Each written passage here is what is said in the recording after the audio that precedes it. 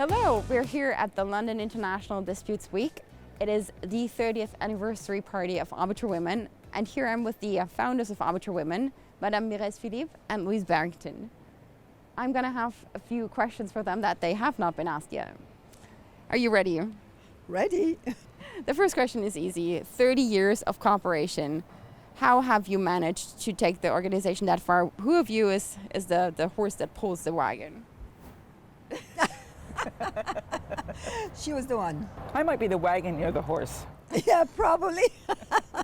But the truth is that the fact of having worked together, having agreed on the strategies and projects all the time, and achieved that together in a fruitful and full cooperation, I think was a truly tandem work that we have achieved.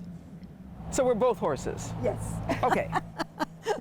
Fruitful cooperation. Louise, what do you think? Do you agree? Was it fruitful? Were there no disputes all that time?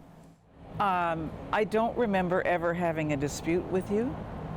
No, we've always discussed, and sometimes if we did not agree on timelines or on way of proceeding, like who do we reach out to, we would discuss and always agree. And that has been extremely interesting. Because I think that without this full cooperation, we would not have been able to achieve what we have achieved. And we did not expect, actually, neither anticipate where we would go to. It was really building upon opportunities that were coming our way, like members asking us to do things. Would you like to speak about that? Well, before we do that, though, I think that there's a difference in our approaches. But you're much more diplomatic than I am. So most of the time I recognize that and I keep my mouth shut when I sometimes don't want to. But I'm discovering this, actually. I didn't know that I was considered to be diplomatic that much. That seems to be a good strength of Mireze. What is a weakness of Mireze? A weakness of Mireze? Well, one thing that has always driven me crazy about Mireze in 30 years is that she's so detail-oriented. She will pick at everything. The upside is that she takes care of the details, so it works out. Is that true? Do you take care of the details then? I do. I'm detailed freaky. She's a historian too. Thanks to Mireze, we've got the most incredible records. History and the is pictures so that you're going to see inside. Yes, history is so important. I'm always keen on having photos, on keeping track of documents, who did what, the names of people, the numbers. And how great we looked Yes. we looked back then. Exactly. Indeed. So that's just wonderful, because when you do things, you don't think about actually it's going to serve purpose in the future. You do it and you want to just keep some souvenirs, but then after a few years you think, oh, what did you do at that time? Who was there? And then you pull up the photos, you pull up the list, the minutes and so on. You say, wow, that was wonderful. All the big reputed female practitioners were with us since the beginning and supported us all through the years and keep supporting us. And you tend to forget details, but when you look at the history, you say, this is wonderful. I was going through some old papers in my apartment in Paris a couple of weeks ago, and I came upon the first page only, the first page of the meeting minutes from our first annual general meeting. And on it were the names of the board members, the original board members, and all the people who attended. And I thought, isn't that lovely? I sent it to Mireze and I said, isn't that great? I don't know. I don't have the rest of it. But she said, oh, don't worry, I have it. Okay.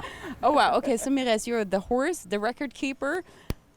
How about Louise? What does she bring to the organization? Oh, lots of things. First, she is the initiator of ArbitralWomen, because she came up with the idea. We were discussing this earlier, and maybe you would like to speak to that too.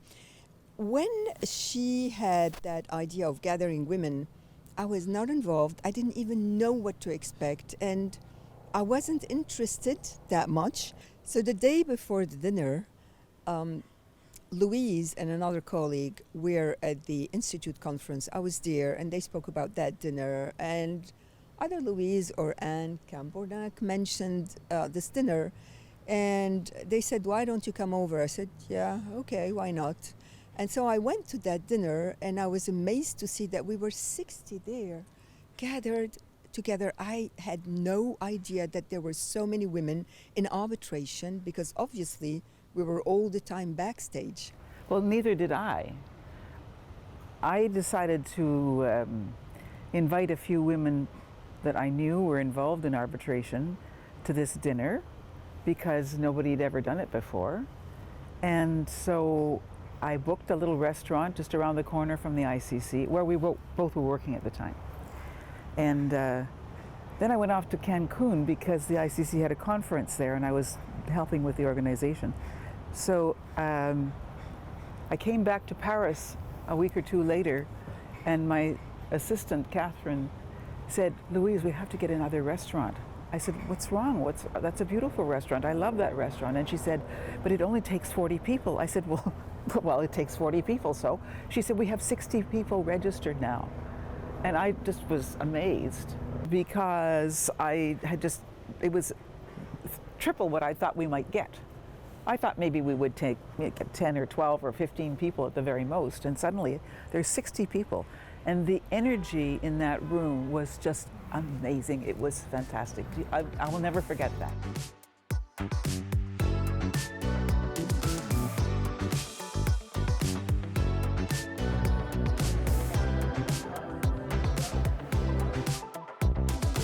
On the 22nd November of each year, I can remember that day. It's an anniversary that I will always remember.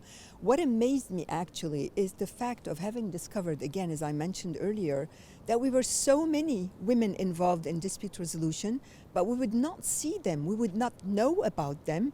And thanks to that dinner, we discovered that actually there were many of us, and we needed to create a network in order to gather and to cooperate, to promote each other. That's how it all started. These women were people who were working in the background. They were the, shall we say, the maidservants of the arbitrators, because there were literally a couple of arbitrators that were women. Very, very, very few. Very few, extremely few. Lots of women who were interested, who were helping, who were probably doing most of the behind-the-scenes work on the cases, both as counsel and with the arbitrators, but they were invisible until we now came we're together. so many, and I take it that's because you know how to excite people. Mireze, you're a dear. You did not tell us the weaknesses of Louise yet. I will tell you about it, but what I wanted to mention mainly is the fact that thanks to Louise, I became aware that actually it was not normal that we remained backstage, because I realized that I was doing the same job as my colleague, male counterpart, and I was never allowed to go to court. And it was the same case with all women working at the Secretariat of the Court, and also other women practicing dispute resolution. So we were always backstage. And when we had this dinner, something happened actually. The next day we were criticized by men and women.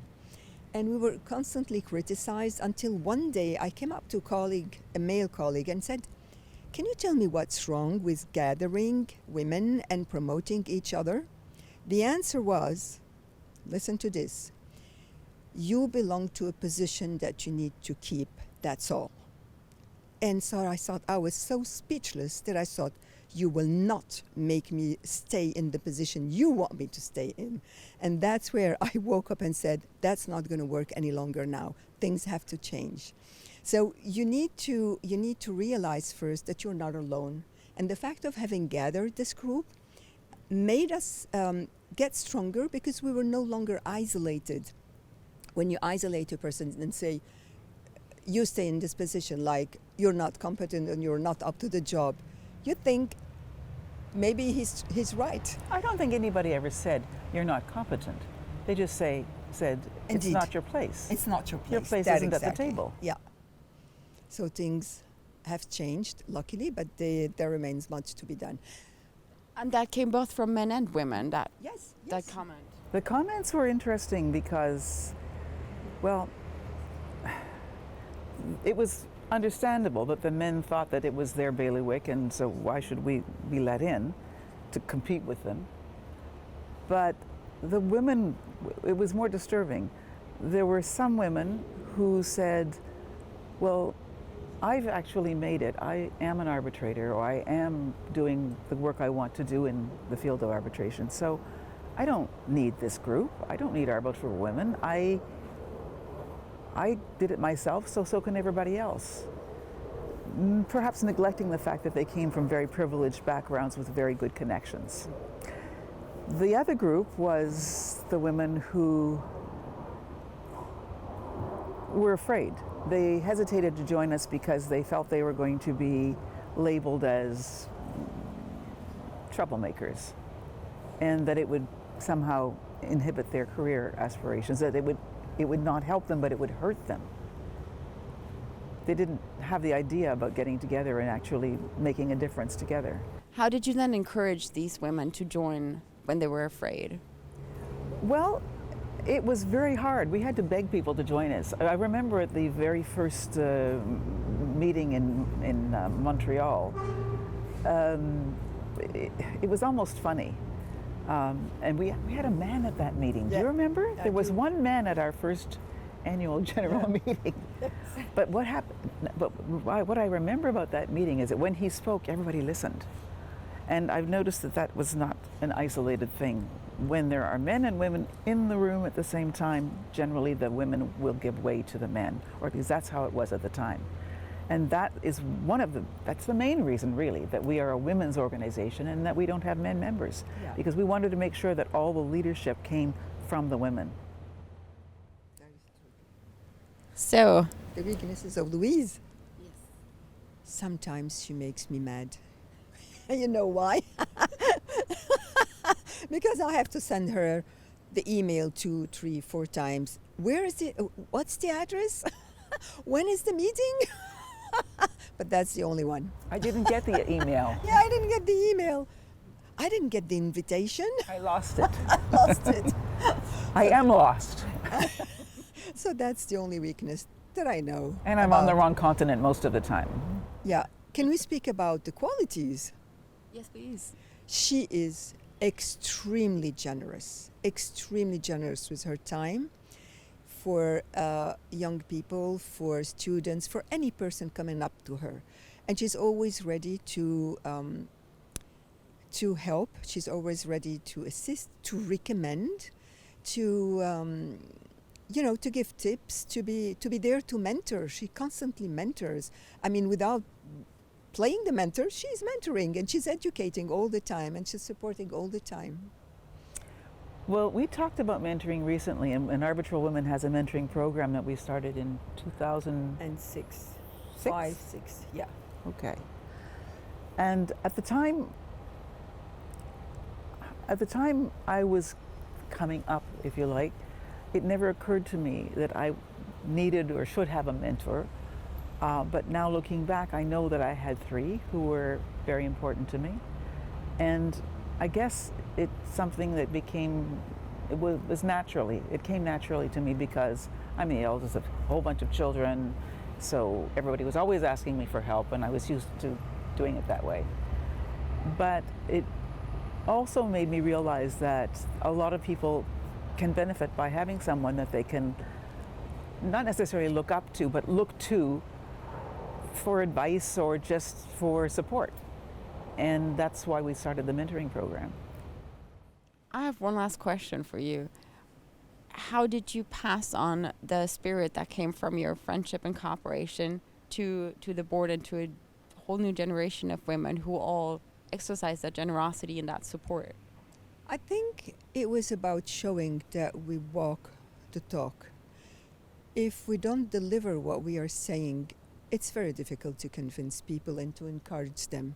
Because you encourage them to join ArbitralWomen, but if you don't show them that there were actions, concrete actions, and successful actions that we have continued taking forward, you cannot convince people. You need to show people actually that there is something strong behind the organization, and this is what we are doing. But it's Join them. us. It's not necessarily behind the organization. Yes. It's the organization. Indeed. I think the thing is making people aware that they are the important people in the organization. People join ArbitralWomen because they usually they think there's something in it for them. That's why they join. Yeah.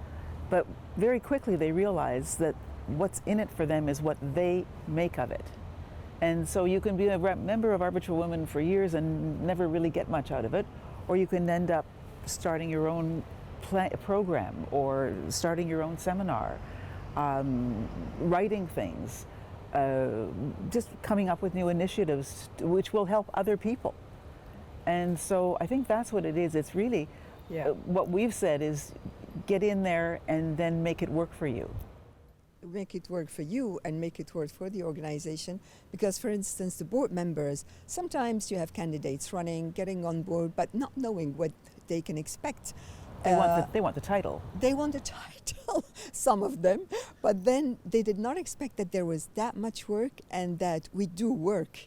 It's not just a name and an organization there for the show. No, it's a concrete organization that does a lot of projects and activities and that works on a weekly basis and not from time to time. So, and they get excited about it because they discover a lot of things and we make friends. And I mean, this weekend we have spent a working weekend, the board members together. It was just exciting. And lots of fruitful, lots of fun. We worked all the time, but it was lots of fun. And so it's nice to see that we take forward the same project. We believe in the same project. People are passionate about it, and we are amazed by the passion of board members. And there are problems that come up. Yes. But the thing is, when you get together, especially if you get together over a period of time like a weekend, the problems somehow get much smaller. Yes. And they get solved. And not even with negotiation, it's just, we discuss, I see it that way. And exactly. And it's great, and we are very much indebted also to board members because they know we told them that without them we would not have been able to come that far. It's really thanks to the dedication of all together that we have been able to achieve so much. That's wonderful, and tonight we will celebrate that. Yes. Tonight we are going to celebrate. Absolutely, we're looking forward to it, and you're all invited. Great, thank you both so much. Thank you, Victoria. Thank you.